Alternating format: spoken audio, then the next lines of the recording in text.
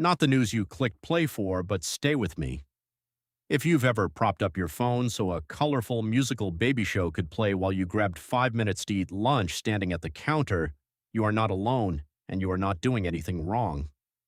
Most parents believe these brain development videos are giving their baby a head start.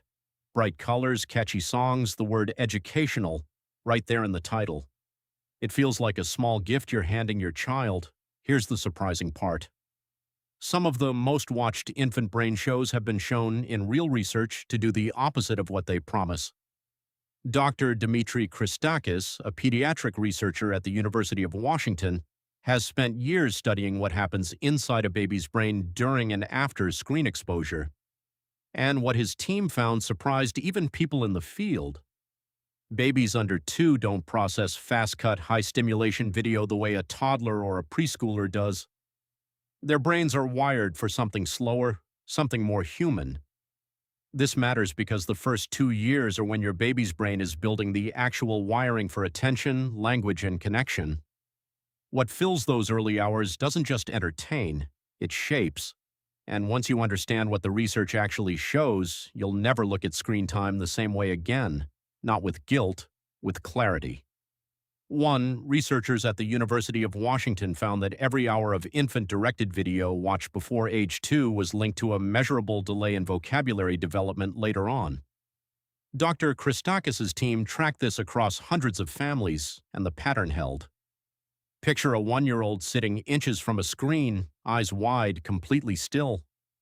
That stillness looks like focus, but it's actually the opposite of the back-and-forth chatter that grows language.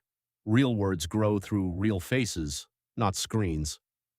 2. A study out of the University of California, Riverside, led by developmental psychologist Dr. Richert, found that babies under 15 months couldn't transfer what they saw on screen into real-world understanding. Researchers call this the video deficit. Imagine your baby watching a puppet stack blocks on screen, then sitting in front of real blocks and having no idea where to start. It's not that your baby isn't smart, it's that a screen is flat and your baby's brain is built for a 3-dimensional world with your voice in it. So the show that promises to teach shapes and colors may be teaching much less than it seems. 3. Dr. Patricia Kuhl, a leading researcher in infant language acquisition at the University of Washington's Institute for Learning and Brain Sciences, discovered something remarkable. Babies only absorb new language sounds when a live person is present, responding to them in real time. In her studies, babies who heard a new language from a live tutor learned it. Babies who heard the exact same words from a video screen learned almost nothing. Same words, same sounds. Completely different result. That's because your baby's brain is scanning for connection, not just sound. It's listening for you. So if you've ever felt guilty turning off a learning show to just talk to your baby instead, that guilt was misplaced. You were doing the more powerful thing all along. 4. Researchers at the Erikson Institute studied what happens in the minutes right after a baby watches fast-paced screen content, and they found something parents rarely expect. Babies became fussier, harder to settle, and less able to focus on quiet play immediately afterward. Picture your baby melting down over a wooden puzzle 10 minutes after the screen goes off, when an hour earlier that same puzzle was no problem at all. It's not a bad mood, it's an overstimulated nervous system trying to downshift from something too fast for it. Knowing this isn't a reason to panic about every screen moment, it's just a reason to build in a little quiet transition time afterward.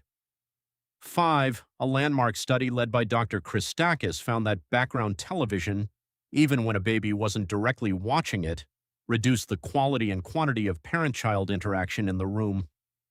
Think about a TV playing quietly in the background while you fold laundry near your baby's playmat.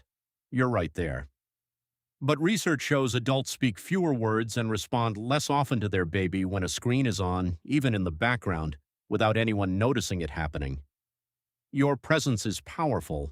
Your baby's brain is built to lean into it. So even ordinary background noise can quietly pull a little of that connection away, and simply noticing that is often enough to change it. 6. Developmental researchers at Georgetown University found that the single strongest predictor of a baby's future language skills wasn't flashcards, apps, or educational shows. It was the number of real conversational turns, meaning back and forth exchanges, a baby had with a nutma tisit. That ordinary moment is doing more for your baby's brain than almost anything screen based could ever do. You don't need to buy anything or learn anything new. You are already the best brain development show your baby will ever watch. So here's the reframe: the most powerful brain development show for your baby was never on a screen. It was your face, your voice, your ordinary unfiltered attention. Think about your baby looking up at you right now, or the next time they do. That gaze isn't passive. It's your baby's brain, in real time, wiring itself around the sound of your voice and the warmth of your attention. You are not the backup plan to a smarter app or a better show. You are the main event. You always were. So tonight, when you're making dinner, or tomorrow morning during that groggy first feed, notice it. That's the moment. Not a screen, not a milestone chart. Just you and your baby, trading sounds back and forth like a conversation that's building a brain in real time.